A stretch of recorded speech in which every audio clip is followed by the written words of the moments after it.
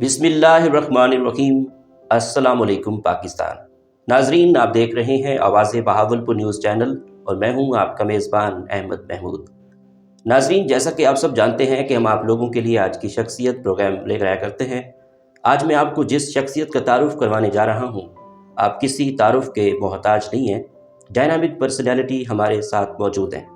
جناب عزت مآب انجینئر پروفیسر ڈاکٹر اطہر محبوب، vice chancellor the Islamia university of Bahawalpur, آپ ستارہ امتیاز ہیں۔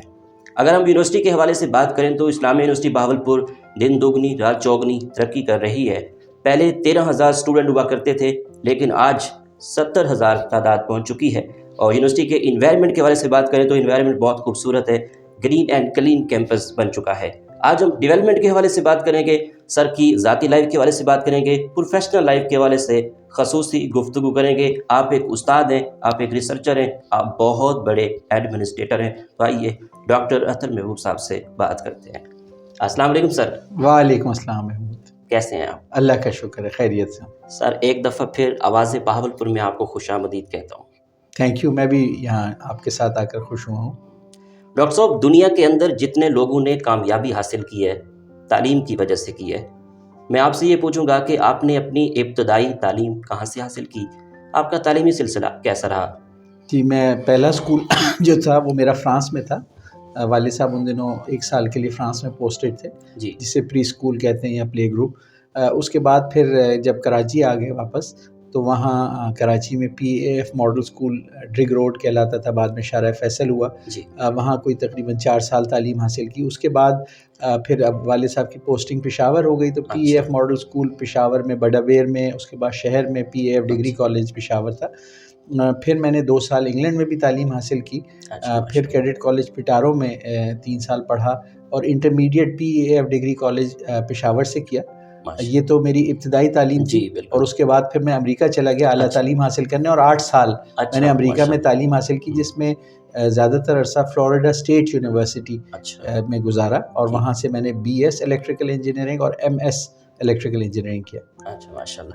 ڈاکٹر صاحب، آپ نے جو پی ایچ ڈی کی، آپ کا پی ایچ ڈی کا تھیسس کس ٹاپک پر تھا، یہ بتائیے گا ہمیں۔ جی، میں نے P H D national university of sciences and technology NUST, جو اسلام آباد میں اس کا مین کیمپس ہے، اس سے کی، اور میں اس کا کراچی کیمپس میں پاکستان نیوی انجینئرنگ کالج میں تھا۔ میرا جو ایریا تھا ریسرچ کا، اسپیشلائزیشن کا، وہ کہلاتا ہے کرپٹالوجی۔ جی، کرپٹالوجی جو ہے وہ انفارمیشن کو سیکرٹ رکھنے کی سائنس ہے۔ اچھا، اسپیسیفکلی چونکہ میں انجینئرنگ سے میرا تعلق ہے، اور انفارمیشن ٹیکنالوجی اور کمپیوٹنگ سے، تو میری جو ریسرچ تھی وہ کرپٹوگرافک الگوریدمس کی ہارڈ ویئر اور سافٹ ویئر امپلیمنٹیشن کے اوپر تھی، کیونکہ کرپٹوگرافک الگوریدمس میں کچھ ایسے الگوریدمس ہیں، اسپیشلی وہ کہلاتے ہیں پبلک کی کرپٹوگرافی۔ جی، وہ ہارڈ میتھمیٹیکل پرابلمس پر بیسڈ ہوتے ہیں، ان کی جو سیکیورٹی ہوتی ہے وہ ڈیپینڈ کرتی ہے ایک میتھمیٹیکل پرابلم کی انٹریکٹیبلٹی پہ۔ تو وہ جو میتھمیٹیکل پرابلم ہے جس کے اوپر اس کی سیکیورٹی ریلائی کرتی ہے، وہ تب انبریکیبل ہوتی ہے جب بڑے بڑے نمبرز کے ساتھ کام کیا جائے۔ اب جو بڑے بڑے نمبرز ہیں، اس طرح اندازہ کریں جیسے 10 ہے، 12 ہے، 20 ہے، یہ 2 ڈیجٹ کے نمبرز ہیں۔ کرپٹوگرافی میں جو نمبرز یوز ہوتے ہیں پبلک کی کرپٹوگرافی میں، وہ آپ 500 ڈیجٹ کے نمبرز یوز ہوتے ہیں، 600 ڈیجٹ کے نمبرز یوز ہوتے ہیں۔ تو یہ 500 ڈیجٹ کے نمبرز کو ایڈ کرنا، ان کو ملٹیپلائی کرنا، ان کے اوپر ایرتھمیٹک پرفارم کرنا، سافٹ ویئر میں اور ہارڈ ویئر میں یہ بہت بڑا چیلنج ہوتا ہے۔ تو وہ انکرپشن سسٹم پریکٹیکل یا ایفیشینٹ نہیں ہوتا جب تک کہ یہ فاسٹ اسپیڈ پہ نہ کیا جائے۔ تو میری جو ریسرچ ہے وہ انہی الگوریدمس کی ایفیشینٹ اور فاسٹ ہارڈ ویئر اور سافٹ ویئر امپلیمنٹیشن پہ۔ That's good. ڈاکٹر صاحب، آپ کے کتنا ریسرچ آرٹیکل پبلش ہو چکے ہیں، اور آپ کتنا نیشنل اور انٹرنیشنل کانفرنس میں شرکت کر چکے ہیں؟ جی، تقریباً 50 کے قریب میرے ریسرچ آرٹیکلس پبلش ہوئے ہیں۔ اس میں جرنل آرٹیکلز بھی ہیں، اس میں بک چیپٹرز بھی ہیں، اس میں انٹرنیشنل کانفرنس پیپرز ہیں، ملٹری کانفرنسز کے پیپرز ہیں۔ تو ہمارا جو ایریا ہے کرپٹوگرافی، اس میں کچھ اچھی ایمیننٹ کانفرنسز ہوتی ہیں۔ تو میں کئی کانفرنسز میں، کوریا میں، جرمنی میں اس میں شرکت کر چکا ہوں، امریکہ میں شرکت کر چکا ہوں۔ تو دنیا کے کافی علاقوں میں کیا، پاکستان کے اندر بھی کیا ہے، اور ورلڈ اوور بھی۔ پاکستان میں ریسرچ کلچر میں کس طرح بہتری لائی جا سکتی ہے ایز اے ایکسپرٹ کیا کہنا چاہیں گے آپ؟ جی، اگر ہمیں اپنی ریسرچ کو بہتر کرنا ہے تو اس میں 2 ڈائمینشنز ہیں. جی ایک تو یہ ہے کہ ہمیں اپنے ریسرچرز کو مواقع دینے ہوں گے، ان کو ٹرین کرنا ہوگا، ان کی کیپیسٹی بلڈنگ، ان کو ریسورسز ہمیں دینی ہوں گی، چاہے وہ ایکسیس ہے جرنلز کی، چاہے ان کو ہارڈ ویئر سافٹ ویئر یا لیبارٹریز ہیں، یعنی ان کی access state of the art اور لیٹسٹ ریسرچ تک ان کو ایکسیس دینا ہے، ان کو جی فیسلٹیز دینی ہے. جی اور دوسرا یہ ہے کہ جو ریسرچ کی ایڈمنسٹریشن ہے جی اس کو ہمیں امپروو کرنا ہے کہ جو ریسرچ پروجیکٹ یا فنڈ ہوتے ہیں جی تو اپنے فیکلٹی ممبرس کو فیسیلیٹیٹ کریں کہ ٹائملی ان کو یوز کر سکیں، اور اپنے اداروں میں اور نیشنل لیول پہ ریسرچ کے لیے فنڈ ایلوکیشن ہمیں کرنے کی ضرورت ہے. ٹھیک. پاکستان کے نظام تعلیم کو بہتر کرنے کے لیے as a vice chancellor, as a expert, آپ کی کیا تجویز ہے؟ جی، پاکستان میں جو ایجوکیشنل سسٹم ہے، جی میں چونکہ یونیورسٹی ایجوکیشن سے وابستہ ہوں جی تو اس میں ایک تو چیز ہے کہ ہمیں اپنے ٹیچرز کو زیادہ سے زیادہ ٹرین کرنا چاہیے، جو دنیا کی بہترین میتھڈز ہیں، جی بیسٹ پریکٹسز ہیں، اس کے حوالے سے ان کو آگاہی دینی چاہیے. دوسرا یہ ہے کہ ہمیں جو سیمیسٹر سسٹم ہے جی اس کو اس کی ٹرو اسپرٹ میں امپلیمنٹ کرنا چاہیے. یہ بڑا ایک ریگرس سسٹم ہوتا ہے اور جی کنٹینیوس اسیسمنٹ سسٹم ہوتا ہے، تو اس حوالے سے اس میں ایڈوائزنگ کی ضرورت ہوتی ہے. بالکل اس کے بعد جو ٹیچرز ہیں ان کو الیکٹرانک ٹیکنالوجیز یوز کر کے اسٹوڈنٹس تک لرننگ مٹیریل، جی اسٹوڈنٹ کو انگیج کرنا، چاہے ہر کورس کے اندر ڈسکشن فورمز ہوں، بالکل اسٹوڈنٹس ایک دوسرے سے لرن کر سکیں، پیئر لرننگ ہو. اس کے بعد جو ایکٹیویٹیز ہیں، ہر کورس کے اندر ایسی ایکٹیویٹیز ہوں کہ اسٹوڈنٹس صرف تھیوری یا میمورائزیشن سے ہٹ کے اپنے کانسیپٹس کلیئر کر سکیں، ان آئیڈیاز کو جو کورس کے اندر پڑھائے جا رہے ہیں ان کو ایکسپیرینس کر سکیں، نالج کو انٹرنلائز کر سکیں، اور پھر فیلڈ ورک بھی اس پہ ریلیٹڈ کر سکیں. تو میں سمجھتا ہوں کہ اگر ہم ایکٹیویٹی بیسڈ لرننگ ماڈل کو زیادہ سے زیادہ اڈاپٹ کریں، الیکٹرانک ٹیکنالوجیز کو اڈاپٹ کریں اور ٹیچرس کو ٹرین کریں تو ہماری کوالٹی آف ایجوکیشن اوپر جا سکتی ہے. ٹھیک. ڈاکٹر صاحب، اسلامیہ یونیورسٹی بہاولپور میں کتنا طلباء اور فیکلٹی ممبر اس بارے میں جی، تقریباً 65,000 اسٹوڈنٹس تو ہمارے پاس کرنٹلی انرولڈ ہیں، اور چونکہ سیمسٹر میں اس وقت ایڈمیشنز بھی چل رہا ہے تو یہ نمبر 65 سے 70,000 کے درمیان جا کے سیٹل ہوگا. اور پھر فال میں میجر انٹیک آئے گی تو ہمارے جو پاس آؤٹ اس وقت ہوں گے وہ 2,500-3,000 ہزار بچے ہوں گے، اور جو انٹیک آئے گی وہ 10,000 سے اوپر ہوگی. تو پھر ہمارا ایک بوسٹ آئے گا کہ 70,000 کراس کر کے ہم 80,000 کی طرف جائیں گے. تو یہ چونکہ ہمارا ایک پلان ہے 10 ایئر پلان، جس کے اندر ہم نے انٹیکس ہر اسپرنگ اور فال کی انٹیک اس میں رکھی ہوئی ہے کہ پلانڈ انٹیک یہ ہے. تو ابھی ہم گرو کرتے رہیں گے ایک اسٹڈی ریٹ کے اوپر. تو اس بڑے نمبر کے ساتھ کیونکہ آبادی بہت ہے، ان کو ہمیں ایکسیس دینے ہیں، لیکن کوالٹی ایجوکیشن مینٹین کرتے ہوئے، یعنی بچوں کو صرف تھیوری نہ پتہ ہو بلکہ ایکچولی پریکٹیکلی اور سکلز ان کو وہ آتی ہوں جو ورک فورس میں ریکوائرڈ ہے. تو اگر نمبرز کی بات کریں تو 65,000 کے قریب آن کیمپس اسٹوڈنٹس ہیں. پھر ہمارے ایفیلیٹڈ کالجز میں کوئی 70,000 پلس اسٹوڈنٹس ایفیلیٹڈ کالجز میں پڑھتے ہیں. جب بات کرتے ہیں فل ٹائم فیکلٹی کی تو ہمارے پاس اس وقت تقریباً 1,400 فل ٹائم فیکلٹی، جس میں 740 سے زیادہ P H D qualified faculty ہے. اور نمبر آف فیکلٹیز یعنی ایز اے ایکیڈیمک یونٹ ہمارے فیکلٹیز کی تعداد 16 ہو چکی ہے، اور ہر فیکلٹی کے اندر پھر ڈپارٹمنٹس ہیں. تو تقریباً 140 کے قریب ہمارے پاس ٹیچنگ ڈپارٹمنٹس قائم ہو چکے ہیں ڈفرینٹ فیکلٹیز میں. ٹھیک. ڈاکٹر صاحب، پیڈاگوجیکل ٹریننگ کروائی گئی ہے ٹیچرس کو، فیکلٹی ممبرس کو، اس سے کیا فائدہ ہوگا؟ بالکل، جیسے ہر شعبے میں جتنا زیادہ آپ ٹریننگ دیتے ہیں، پریکٹس کرتے ہیں، ایک دوسرے سے لرن کرتے ہیں پریکٹیشنرز، کہ ایک نے کوئی پریکٹس کی وہ کامیاب ہوئی، دوسرے سے وہ اپنا ایکسپیرینس شیئر کرے. تو پیڈاگوجیکل سکلز ٹریننگ کا پرپز یہ تھا کہ جو ہمارے ٹیچرز ہیں ان کو ایکسپوجر دیا جائے ان بہترین ٹیچنگ پریکٹسز سے، لرننگ پریکٹسز سے، لرنر سائیکالوجی سے، لرننگ پروسیس کی جو جزیات ہیں، جیسے بلومز ٹیکسانومی ہے، اس کے اندر کوگنائٹیو ڈومین ہے کہ ہم چیزوں کو کس طرح سمجھانے کی حد تک، جس طرح انسان سوچتا سمجھتا ہے، انڈرسٹینڈ کرتا ہے، پھر اس کے بعد وہ اینالائز کرتا ہے، پھر وہ کریٹ کرتا ہے.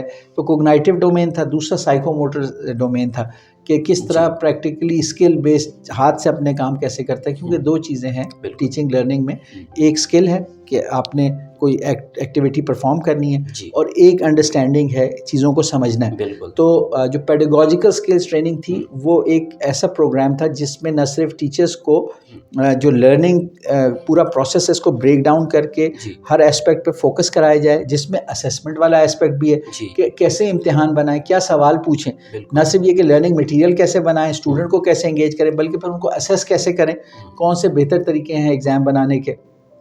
اور پھر اس کے علاوہ اس میں 2 اور بڑی میجر چیزیں تھیں. جی ڈاکٹر صاحب. ایک تو چیز یہ تھی کہ جو کنٹمپریری ورلڈ ہے، کیونکہ ہم نے اپنے اسٹوڈنٹس کو دنیا کے لیے تیار کرنا ہے، دنیا کیسے چل رہی ہے ان کو سمجھ آنا چاہیے. جی تو اس کے لیے ضروری ہے کہ اساتذہ کو بڑا کلیئرلی ایک آئیڈیا ہو کہ دنیا کیسے کام کرتی ہے، بالکل. کیسے دنیا بدلتی ہے، جی کیونکہ اساتذہ بھی یہ سمجھیں اور دنیا جا کس طرف رہی ہے اور ہم کس طرف لے کے جانا چاہتے ہیں، تاکہ ہم پھر بچوں کو اس طرح تیار کریں کہ اگر دنیا ہمارے لحاظ سے کسی خراب ڈائریکشن میں جا رہی ہے، جی تباہی بربادی برائی کی طرف جا رہی ہے، تو ہم اگر اس کو اچھائی کی طرف لے کے آنا چاہتے ہیں تو اس کے لیے ہمیں کیسے کام کرنا ہوگا.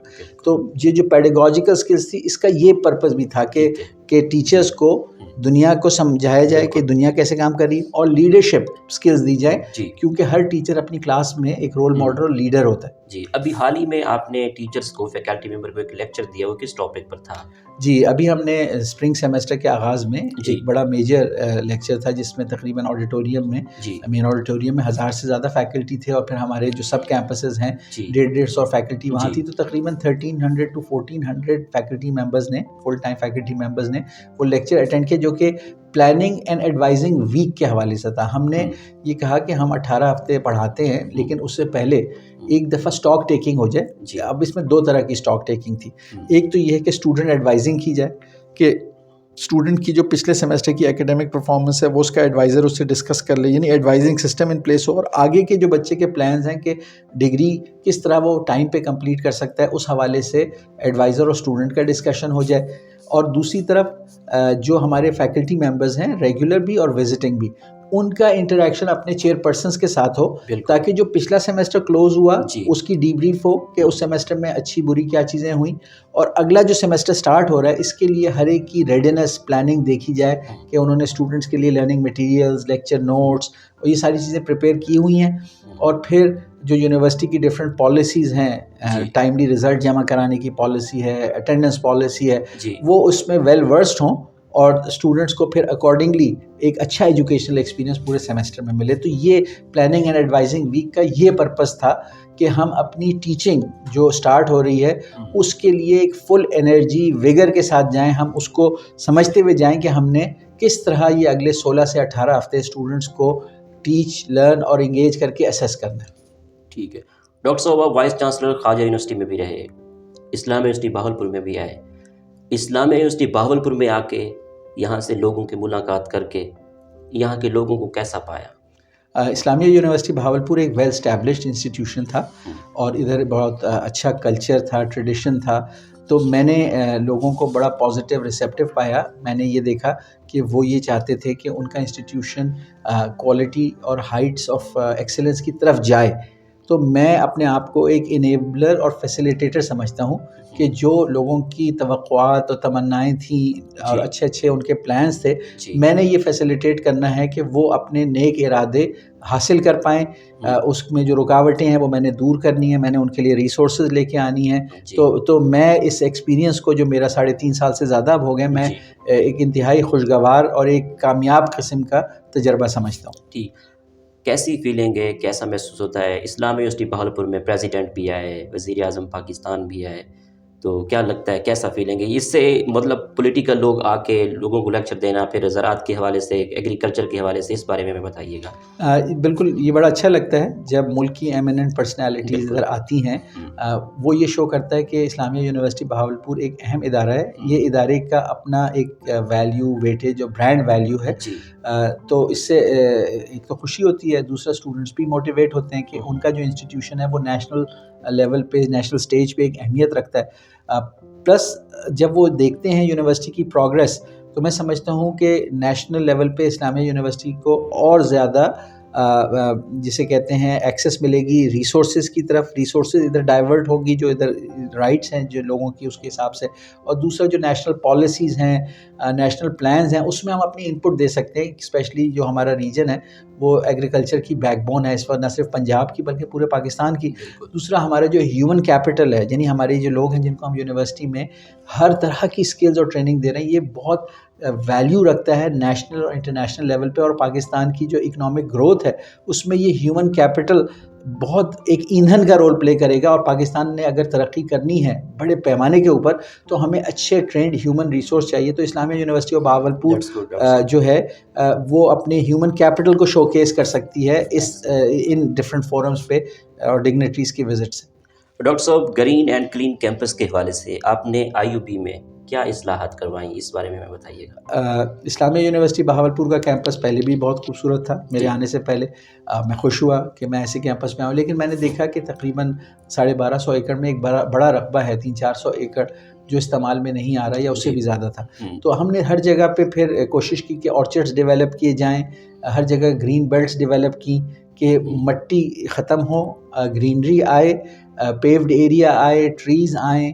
تو جو بیوٹی تھی مجھے اس کو، میری ذمہ داری تھی کہ مجھے جس حالت میں اچھی حالت میں ملی یونیورسٹی، مجھے اس کو اور بہتر حالت میں لے کے جانا ہے۔ تو اس حوالے سے میں سمجھتا ہوں کہ ہم نے پچھلے 3.5 سال میں کافی کام کیا ہے، اور اگر یہ کچھ عرصہ اور جاری رہا، میں سمجھتا ہوں کہ میرے ٹینیور کے اینڈ تک میرا اوپینین ہے کہ اسلامیہ یونیورسٹی کا کیمپس پاکستان کے چند 2-3 بہترین کیمپسز میں گنا جا سکے گا انشاءاللہ۔ ڈاکٹر صاحب، CSS کی تیاری کے لیے جو ادارہ IUB نے بنایا ہے، ہمیں اس بارے میں بتائیے۔ جی، یہ چونکہ یہ ایک عرصے سے لوگ فیل کر رہے تھے کہ جنوبی پنجاب سے سول سروسز میں پروونشل اور فیڈرل لیول پہ ریپرزنٹیشن جو ہے وہ کافی کم ہے۔ اس کی وجہ یہ تھی کہ جو بڑے شہر ہیں اسلام آباد، لاہور، فیصل آباد، کراچی، وہاں ڈفرینٹ اکیڈمیز ہوتی تھیں جو بچوں کو پریپیئر کرتی تھیں، اور وہاں کے بچے پھر ایڈوانٹیج لے کے زیادہ تناسب میں سلیکٹ ہو جاتے تھے۔ یہاں کے بچوں کے لیے ادھر جانا، اتنا خرچہ کرنا ممکن نہ تھا، تو ان کو دیکھتے ہوئے اور اپنے ایک فیئر ریپرزنٹیشن دینے کے لیے گورنمنٹ پبلک سروسز میں پنجاب لیول پہ بھی اور فیڈرل لیول پہ بھی ہم نے پھر یہ کمپیٹیٹیو ایگزام سینٹر بنایا، جس میں ہم بچوں کو پریپیئر کرا رہے ہیں CSS ایگزام کے لیے بھی، پروونشل سروسز ایگزام کے لیے بھی، اور اکنامیکل وے میں کرا رہے ہیں اور ہائی کوالٹی وے میں کرا رہے ہیں، اور اس کے ابھی تک بڑے پازیٹیو ریزلٹس ہیں۔ جی ڈاکٹر صاحب، انٹر کراپنگ اور زراعت کے حوالے سے IUB خطے کو کیا فائدہ دے رہی ہے؟ آپ کے علم میں ہے کہ کلائمیٹک چینجز، موسمیاتی تبدیلیاں جو آ رہی ہیں، اس سے فوڈ سیکیورٹی گلوبل لیول پہ اور نیشنل لیول پہ بری طرح ایڈورسلی افیکٹ ہو رہی ہے۔ تو ہم جو انٹر کراپنگ ٹیکنیک لائے ہیں، اس کا پرپز بھی یہ ہے کہ ایک سسٹینیبل ایگریکلچر ہو، ایسی کراپس ہوں کہ نہ صرف ایگزاسٹیو ہوں بلکہ ریسٹوریٹیو کراپس بھی ہوں، کہ جو زمین میں کچھ چیزیں دے بھی ہیں جیسے زمین کی فرٹیلیٹی مینٹین ہو سکے، تاکہ ہم بار بار اس سے اپنی خوراک پیدا کر سکیں۔ تو ایگزاسٹیو کراپس جیسے ہیں ویٹ ہے، کاٹن ہے، شوگر کین ہے، کارن ہے اور رائس ہے، یہ زمین سے چیزیں صرف نکال لیتی، لیکن جو لیگیومز ہوتے ہیں، آئل سیڈز ہوتے ہیں، ان کے جو پودے ہوتے ہیں، یہ زمین کے اندر کچھ تیزاب اور ایسی چیزیں دیتے ہیں جس سے زمین کے اندر دیگر جو فاسفورس اور پوٹیشیم اور دیگر جو معدنیات ہیں اس کی اویلیبلٹی بڑھ جاتی ہے، تو فرٹیلیٹی آ جاتی ہے۔ تو انٹر کراپنگ کے ذریعے ہم کم خرچے میں 1 ایکڑ سے 1.5 سے 1.25 ایکڑ تک کی پیداوار فارمر کو دینے کی کوشش کر رہے ہیں، لیکن ساتھ ساتھ جو زراعت ہے اس کو پائیدار بنانے کی بھی کوشش کر رہے ہیں۔ تو فوڈ سیکیورٹی اور سسٹینیبلٹی دونوں اس سے ایڈریس ہو رہی ہیں۔ کاٹن کے اندر ہمارے سیڈز ریوائیول کا کام کر رہے ہیں، اور پھر جو چولستان میں بارش برسانے والا پروجیکٹ ہے، اس کے ذریعے ہم $10 بلین کا ایگرو اکنامک زون یہاں پہ چولستان میں 6 ملین ایکرز پہ لے کے آنا چاہتے ہیں، جس سے بایو ڈائیورسٹی انکریز ہوگی، جس سے فوڈ سیکیورٹی ملے گی پاکستان کو، اور جس سے اس خطے میں نہ صرف خوشحالی آئے گی بلکہ پاکستان کو بھی بہت فائدہ ہوگا۔ جی ڈاکٹر صاحب، یونیورسٹی رینکنگ کے حوالے سے ترقی کر رہی ہے، اس میں آپ نے کیا اصلاحات کروائی جس سے یہ ممکن ہوا، ہمیں تفصیل سے بتائیے گا۔ جی، ایک تو سب سے پہلے یہ ہے کہ جو رینکنگز ہے وہ ڈیپینڈ کرتی ہے ڈیٹا کے اوپر۔ آج کل کے دور میں ڈیٹا کا مطلب ہے ڈیجیٹلائزیشن، کہ آپ کی تمام ایکٹیویٹیز، پروسیسز، چاہے وہ ایڈمیشنز ریلیٹڈ ہوں، ٹیچنگ لرننگ ریلیٹڈ ہوں، ریکروٹمنٹ ریلیٹڈ ہوں، فائنینشیل ریلیٹڈ ہوں، یا آپریشنز کے کوئی بھی ایسپیکٹ ہو، وہ डिजिटलाइज हो, उसका स्टेटस पता चल सके। तो हमने बड़े पैमाने पे डिजिटलाइजेशन की और रैंकिंग्स में पार्टिसिपेट करने के लिए टाइमली हमने डेटा जमा कराना शुरू किया। प्लस रैंकिंग एजेंसीज इंडिपेंडेंटली भी दुनिया में अपना डेटा कलेक्ट करती हैं डिफरेंट डेटा बेसिस से, रिसर्च पब्लिकेशंस के। तो एक तो आपको अपना एक्यूरेट डेटा उनको देना होता है, और दूसरा वो दूसरा डेटा इंडिपेंडेंटली हासिल करती हैं इंटरनेट के ऊपर डिफरेंट डेटा बेसिस से। तो हमने जब अपनी पब्लिकेशन बढ़ाई, फैकल्टी को एम्पावर किया, तो हमारा जो विजिबिलिटी है वो बढ़ रही है और रैंकिंग में हम ऊपर जा रहे हैं। पहली दफ़ा हम 1600 इदारों में जो रैंकिंग हुई उसमें 1207वें नंबर पे आए, फिर अगली दफ़ा हम 1000वें नंबर पे आ गए, अब हम 800वें नंबर पे आ गए। तो हमारी रैंकिंग हर साल 200 से नॉचेस ऊपर जा रही है।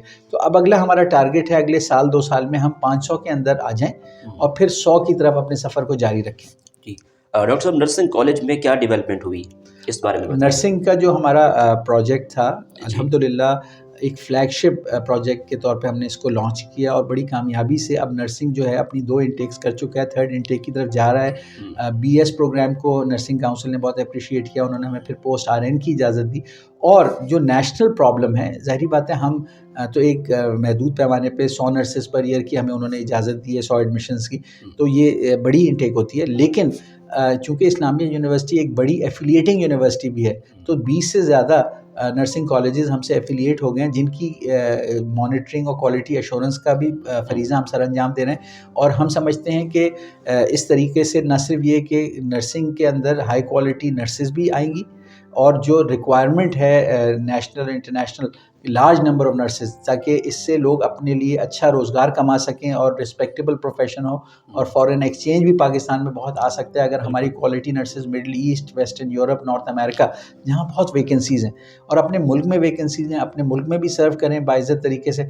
तो नर्सिंग को अल्लाह के फजल व करम से हमने एक बहुत अच्छे तरीके से इस्टेब्लिश कर लिया है, और आइंदा master of science in nursing Pakistan का दूसरा मास्टर ऑफ साइंस प्रोग्राम आगा खान के बाद इंशाअल्लाह ताला हम लॉन्च करने जा रहे हैं। जी डॉक्टर साहब, यूनिवर्सिटी की कितना इनकम है और कितना बजट है, इस बारे में बताएं। यूनिवर्सिटी का जो ऑपरेशनल बजट है वो 8.5 अरब रुपए इस साल हो चुका है, और 8.5 से 9 अरब के दरमियान इस साल हमारा ऑपरेटिंग बजट होगा। और इसमें हमारी अपनी इनकम 6.5 से 7 अरब रुपए के दरमियान होगी।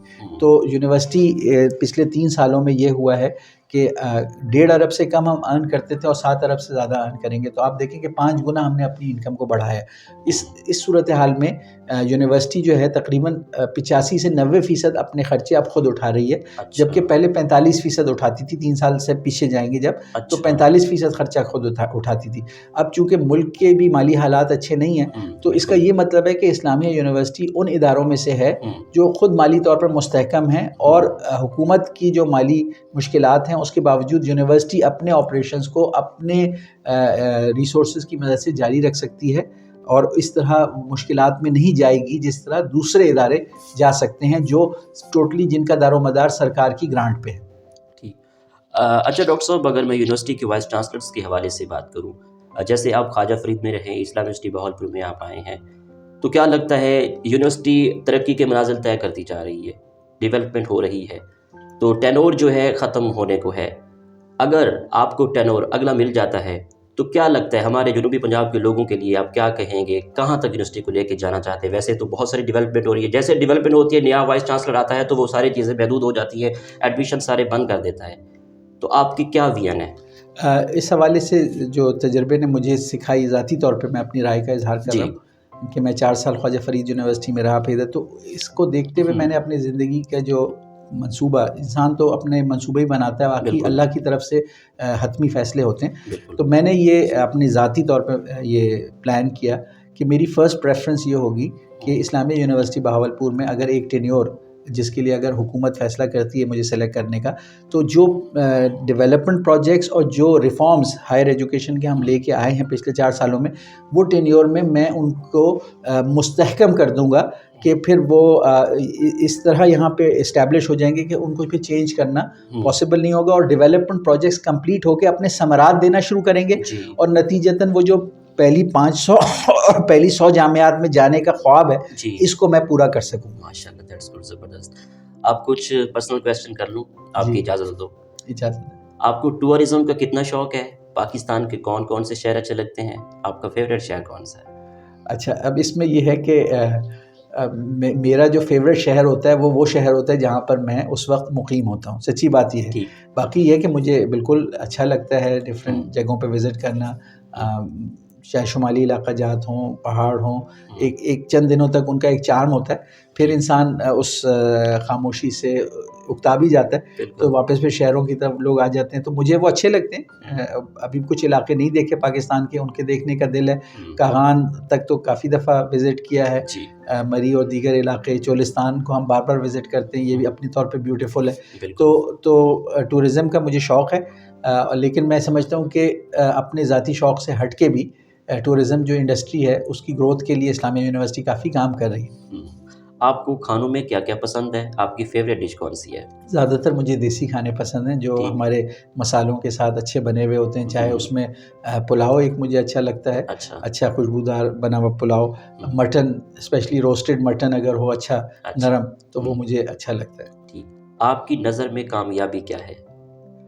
ہاں، میری نظر میں کامیابی یہ ہے کہ جو زندگی کا مقصد ہے انسان اس کے لیے اپنی اگر زندگی ڈیڈیکیٹ کر دیتا ہے، یعنی نتائج کا وہ ذمہ دار نہیں ہے، ایفرٹ کا ذمہ دار ہے. اگر وہ ایک ایفرٹ کر دیتا ہے اس کسی نیک مقصد کے لیے، یعنی جو اس کی ذات سے بالا تر ہو، ٹھیک ہے، تو پھر وہ انسان میرے نزدیک ایک کامیاب انسان ہے. آپ کی اس کامیابی کے سفر میں دوستوں کا، اساتذہ کا، والدین کا کتنا ساتھ رہا؟ ان سب کا ساتھ ہے، لیکن اس سے پہلے جو شریک حیات ہے اس کا ذکر کرنا سب سے ضروری ہے. کہ میری جو کچھ میں کر پایا ہوں ایفرٹس، اس میں جو میری شریک حیات ہیں ان کا انتہائی کلیدی رول رہا ہے. انہوں نے ہمیشہ مجھے مورلی سپورٹ کیا ہے، میٹیریلی سپورٹ کیا ہے، اور مجھے ہمیشہ کنسول کیا ہے، گائیڈ کیا ہے، ہیلپ کیا ہے. تو میں سمجھتا ہوں بہت بڑا ان کا رول ہے. والدین کی دعاؤں کا بھی رول ہے، والدین کی سپورٹ کا بھی رول ہے. میں اپنی ابتدائی زندگی کے علاوہ ایون میری پی ایچ ڈی میں جو میرے والد صاحب نے میری مالی معاونت کی، اس کے بغیر میں اپنی پی ایچ ڈی مکمل نہ کر سکتا. تو میرے والدین نے میری تمام تر زندگی میں مجھے ہیلپ اور فیسیلیٹیٹ کیا ہے، اور ان کی دعائیں میرے شامل حال ہیں. تو میں سمجھتا ہوں کہ والدین اور شریک حیات ان کا پرائمری رول ہے. لیکن میں چونکہ اپنے کام میں بہت زیادہ مصروف ہوتا ہوں تو میرے دوستوں کا سرکل لمیٹڈ ہے. البتہ میں یہ محسوس کرتا ہوں کہ رشتہ دار اور دوست یہ بڑے قیمتی اثاثہ ہوتے ہیں، اور یہ بھی اسی طرح جیسے آپ کے والدین یا شریک حیات آپ کو ایک مورل سپورٹ دیتے ہیں، جو دوستوں کا نیٹ ورک ہے اس کو بھی انسان ڈیپینڈ کر سکتا ہے کہ وہ آپ کو موٹیویٹ، انکریج کرے اور سپورٹ دے. لیکن میری اپنی ذاتی اس میں میرے دوست ہیں، میرے کلاس فیلوز ہیں، ان سے مل کے خوشی ہوتی ہے. لیکن پروفیشنل لائف کے جو چیلنجز ہیں ان کی وجہ سے میں زیادہ ٹائم ان کو نہیں دے پاتا. میں یعنی کم ملنے والا ہوں. میں زیادہ میری مصروفیات سرکاری ہوتی ہیں، ذاتی مصروفیات بہت لمیٹڈ ہے میری. ڈاکٹر صاحب، engineer Mian Baligh ur Rehman, governor Punjab, chancellor Islamia university of Bahawalpur کی لیڈرشپ کو کس طرح دیکھتے ہیں؟ میں سمجھتا ہوں کہ ان کی جو لیڈرشپ ہے وہ بالکل ایک صحیح وقت پہ جو پنجاب ہے اس کو میسر آئی ہے، اور خاص طور پہ یونیورسٹیز کے حوالے سے ان جیسا ہائیلی ایجوکیٹڈ چانسلر پنجاب کی تاریخ میں پہلی دفعہ آیا ہے. انہوں نے دنیا کی ایک بہترین جامعہ ہے یونیورسٹی آف پینسلوینیا، اس سے نہ صرف انجینئرنگ کی high quality electrical engineering degree کی ہے، بلکہ جو اس کا بزنس اسکول ہے جو دنیا میں بہترین مانا جاتا ہے، اس سے انہوں نے MBA کیا. تو میں سمجھتا ہوں کہ ہمیں ایک ایسے چانسلر میسر ہیں جو اعلیٰ تعلیم کو ہائی کوالٹی پہ ایکسپیرینس کر چکے ہیں، اور ان کا وہ پلس ان کا جو زندگی کا اوور آل ایکسپیرینس ہے، پولیٹیکل اور بزنس ایکسپیرینس، دونوں کو لے کے اس ہائی کوالٹی ایجوکیشن اور ورلڈ کا جو ایکسپوجر ہے وہ یہی چاہتے ہیں کہ جو جامعات ہیں پنجاب کی، پہلے وہ فیڈرل میں تھے، HEC کو بھی کنٹرول کر چکے ہیں، تو نیشنل لیول پہ بھی ان کی یہ خواہش ہے. لیکن چونکہ پنجاب میں بحیثیت چانسلر ان کا ایک قانونی اور آئینی کردار ہے، تو وہ بہت زیادہ کوشاں ہیں، بہت زیادہ موٹیویٹ، انکریج کرتے ہیں کہ یونیورسٹیز اور وائس چانسلرز اپنی یونیورسٹیز کو انٹرنیشنل سٹینڈرڈز کے مطابق ڈیولپ کریں اور کنٹریبیوٹ کریں ہائر ایجوکیشن جو پالیسی میکنگ کے لیے اور سوشو اکنامک چینج کے لیے جو کنٹریبیوشن کر سکتی ہے. تو میں یہ سمجھتا ہوں کہ وہ وائس چانسلرز کو امپاور کر رہے ہیں، وہ وائس چانسلرز کو پرسنل لیول پہ بھی موٹیویٹ کر رہے ہیں، اور جو ایک سپورٹ چاہیے ان کا دفتر وہ سپورٹ فراہم کر رہا ہے. تو میں ان کی لیڈرشپ کو بہت ہی قیمتی اور ویلیوبل سمجھتا ہوں، اور میں سمجھتا ہوں وہ انتہائی سوٹیبل آدمی ہیں چانسلر کے رول کے لیے. اور میں چاہوں گا کہ وہ جس طرح پچھلے 8-9 مہینے سے اسلامیہ یونیورسٹی کی پذیرائی کر رہے ہیں، اگر ان کی یہ پذیرائی ہمارے شامل حال رہی تو ہم انشاءاللہ ان کی توقعات کے مطابق اسلامیہ یونیورسٹی کو انٹرنیشنل لیول پہ اور بہتر ریکگنیشن دلا سکتے ہیں انشاءاللہ۔ ڈاکٹر صاحب آخر میں سننے والوں کو، دیکھنے والوں کو، فیکلٹی ممبر کو، طلبات کو، vice chancellor Islamia university of Bahawalpur کیا پیغام دینا چاہیں گے آواز بہاولپور کے اسٹوڈیو سے؟ جی، میرا جو پیغام ہوگا وہ پازیٹیو ہوپ کا پیغام ہوگا، پازیٹیو تھنکنگ کا پیغام ہوگا۔ ہم گلاس کو آدھا خالی کے بجائے آدھا فل دیکھیں، پر امید رہیں، مل جل کر محنت کریں، کام کریں، دوسروں کی برائیاں نکالنے کے بجائے دوسروں کو اگر ہم مدد کر سکتے ہیں ہم وہ کریں، اور میں سمجھتا ہوں اگر ہم یہ کریں گے پازیٹیو مائنڈ سیٹ کے ساتھ مل جل کر ایفرٹ کریں گے تو ہمارے جو مسائل ہیں ہم ان کو اوور کم کر سکتے ہیں اور ہم ایک خوشحال، پرامن اور ترقی یافتہ معاشرے میں اپنے معاشرے کو بدل سکتے ہیں۔ بہت شکریہ ڈاکٹر صاحب، nice talking to you, thank you. جی تو ناظرین، آپ نے آج کی شخصیت پروگرام سنا، ایک نئے پروگرام میں ملاقات ہوگی، تب تک اللہ حافظ، اللہ نگہبان، پاکستان زندہ باد۔